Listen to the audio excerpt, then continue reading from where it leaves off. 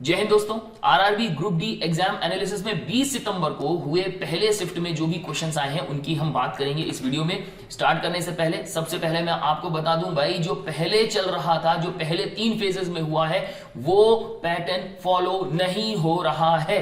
मैं फिर से बोल रहा हूं, पहले जो 3 फेजेस हुए हैं उनका जो पैटर्न है सेम टू सेम नहीं आ रहा है, चेंज हो गया है इसमें पूरी तरह से। हाँ, पिछले कुछ क्वेश्चंस हैं, 2 से 3 क्वेश्चन आ रहे हैं, लेकिन वैसा का वैसा नहीं है, ध्यान रखना। तो इस बार का अगर आपका एग्जाम आने वाले कुछ दिनों के अंदर है तो थोड़ा सा देख लो कहां से क्वेश्चन आ रहे हैं, वो भी पकड़ लो। सबसे पहले तो मैं आपको बता दूं, हर बार की तरह कि जनरल साइंस के आएंगे 25 क्वेश्चन, मैथमेटिक्स से पूछ रहे हैं 25 क्वेश्चन, इसके अलावा जनरल अवेयरनेस जो करंट अफेयर्स है, करंट अफेयर्स में कहां से याद करोगे, कहां से पढ़ोगे, तो अक्टूबर, नवंबर, दिसंबर, इसके बाद जनवरी, फरवरी, मार्च, बस इतना ही करो सबसे पहले। इसके अलावा और मत जाओ, बहुत ज्यादा डिटेल में करंट अफेयर, बहुत डीप करंट अफेयर नहीं पूछ रहा।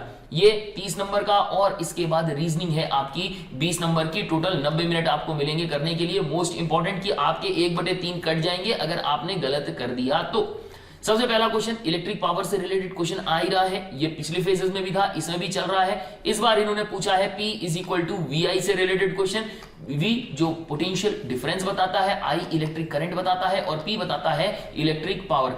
जितने भी इलेक्ट्रिक करंट से रिलेटेड जो बेसिक क्वेश्चन है, छोटे छोटे क्वेश्चन है, उनके फॉर्मूले याद करके जाना।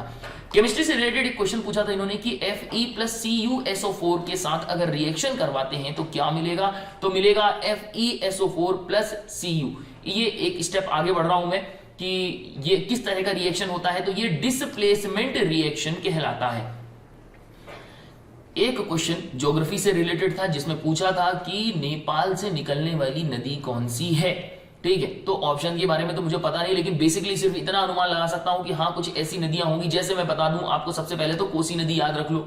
ठीक है, बिहार में जाती है, इस पर जो है नेपाल से निकलेगी और कहां एंटर करेगी, बिहार में एंटर कर जाएगी। इसके बाद कोसी के बाद गंडक नदी हो गई, घाघरा नदी हो गई, तिनऊ नदी है। इसके बाद आती है बारी राप्ती नदी की और सेती नदी, कुछ इंपॉर्टेंट नदी है। इसके बाद बूढ़ी गंगा नदी है, जो हो सकता है कि उसमें पूछा रहा हो। नेक्स्ट क्वेश्चन है जो पूछा था कि 42वां संविधान संशोधन। ये भाई एक ऐसा क्वेश्चन है जो पहले फेज में भी पूछा, दूसरे में पूछा और तीसरे में भी पूछा है, और ये अब चौथे में भी पूछ रहा है। क्या पूछ रहा है कि 42वां जो संविधान संशोधन अधिनियम था ये कब हुआ था, ईयर पूछा था इन्होंने। तो ये ईयर था 1976। 42वां संविधान संशोधन जो है 1976 में किया गया था।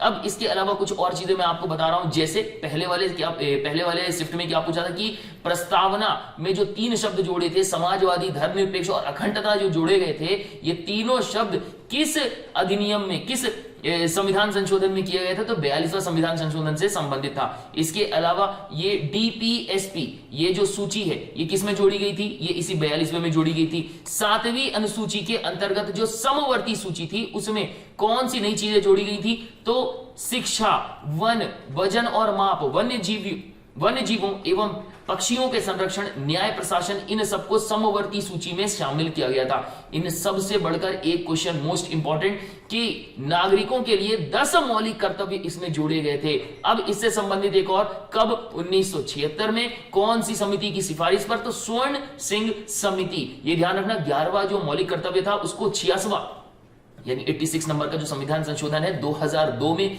कर 11वां जो मौलिक कर्तव्य है इसको जोड़ दिया गया था। नेक्स्ट अब हम बात कर रहे हैं, एक क्वेश्चन था राज्यसभा से रिलेटेड। एक क्वेश्चन राज्यसभा से रिलेटेड, बताया नहीं कि वो जो है क्वेश्चन में पूछा क्या था। मुझे ऐसा लगता है कि शायद हो सकता है कि उन्होंने डिप्टी चेयरमैन या चेयरमैन के बारे में पूछा होगा, या बहुत ज्यादा जो पूछा होगा तो ये पूछा होगा कि वो कितनी संख्या की हो सकती है। चलिए देखते हैं क्या है उससे रिलेटेड। मैं बेसिकली जितने भी क्वेश्चन है वो बता ही रहा हूं। सबसे पहली चीज तो डिप्टी चेयरमैन कौन है आज की डेट में, तो हरिवंश नारायण सिंह है। फाउंडर कौन है, कंस्टिट्यूएंट असेंबली ऑफ इंडिया है। कब बनाई गई थी, 3 अप्रैल 1952 को। सेक्रेटरी जनरल कौन है, प्रमोद चंद्र मोदी है। ठीक है, इसके बाद वोटिंग सिस्टम में यदि आप देखोगे तो आपको मिलेगा 245 टोटल सीट्स हैं। 245 में से 233 को चुना जाता है, अलग अलग राज्य और केंद्र शासित प्रदेश से आते हैं, जबकि 12 जो होते हैं वो नॉमिनेटेड होते हैं, राष्ट्रपति नॉमिनेट करते हैं। इसके अलावा आज की डेट में हमारे जो चेयरपर्सन है, सभापति है, वो कौन है, जो 11 अगस्त 2022 को चुने गए, तो जगदीप धनखड़। इनके नाम आने की उम्मीद नहीं है क्योंकि अगस्त की बात हो रही है, तो ये क्वेश्चन जरूर नहीं पूछा होगा। अगला प्रश्न आया था कि बौद्ध धर्म बौद्ध धर्म बोल रहा हूं, त्रिपिटक। त्रिपिटक किससे संबंधित था? देखो त्रिपिटक जो है इसका मतलब होता है तीन पिटारी, और ये बौद्ध धर्म का प्रमुख ग्रंथ है।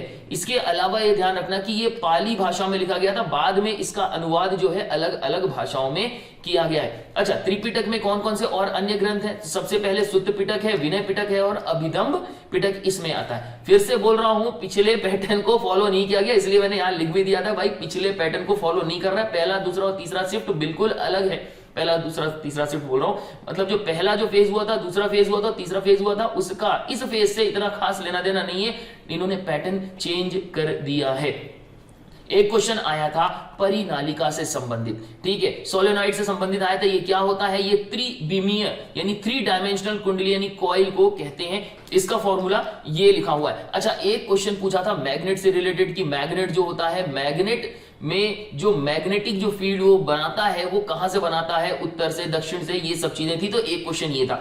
एक और क्वेश्चन, आवर्त सारणी के अंदर में से जो टोटल जो तत्व हैं उनमें से कितने धातु होते हैं, ये पूछा हुआ था। तो ध्यान रखना, वैसे धातुओं की संख्या कहीं 91 मिलती है, 92 मिलती है, डिपेंड करता है कि ऑप्शन में क्या दिया हुआ है, कहीं 91 और कहीं 92 दी रहती है। बाकी एक क्वेश्चन इस पूरे पीरियोडिक टेबल से एक कॉमनली आ ही रहा है कि इसमें से ये बताना है कि कौन सा धातु है, कौन सा अधातु है। तो देखो आपको वैसे भी समझ में आ रहा होगा, ये जो इस कलर में आपको दिख रहा है, लाइट ग्रीन में नजर आ रहा है, सारी के सारी क्या है? धातुएं हैं। वहीं अगर हम उपधातु की बात करें तो ये 5, 14, 32, 33, 51, 52 और 84 ये उपधातु हैं, और अधातु सारी की सारी ये वाली हैं। हाँ, अभी जो पेपर में पूछा था ये 6वें नंबर के कार्बन के बारे में पूछा था कि बताइए धातु है अधातु है, इसके बारे में पूछ चुके हैं। अब बात करते हैं मैथ्स की। मैथ्स में सेम चीज चल रही है, कोई चीज डिफरेंस नहीं है। वही 4 क्वेश्चन जो पूछ रहा था मेंसुरेशन से पूछ रहा है। इसके अलावा वही नाव वाला जो क्वेश्चन है एक आ ही रहा है, थोड़ा सा क्वेश्चन टफ हो गया है। एक सीआई का यानी कंपाउंड इंटरेस्ट वाला जो क्वेश्चन आ रहा है, डीआई का जो क्वेश्चन आ रहा है, एक क्वेश्चन उसका भी बन रहा है। तो उसके थोड़े से प्रैक्टिस करके चले जाना।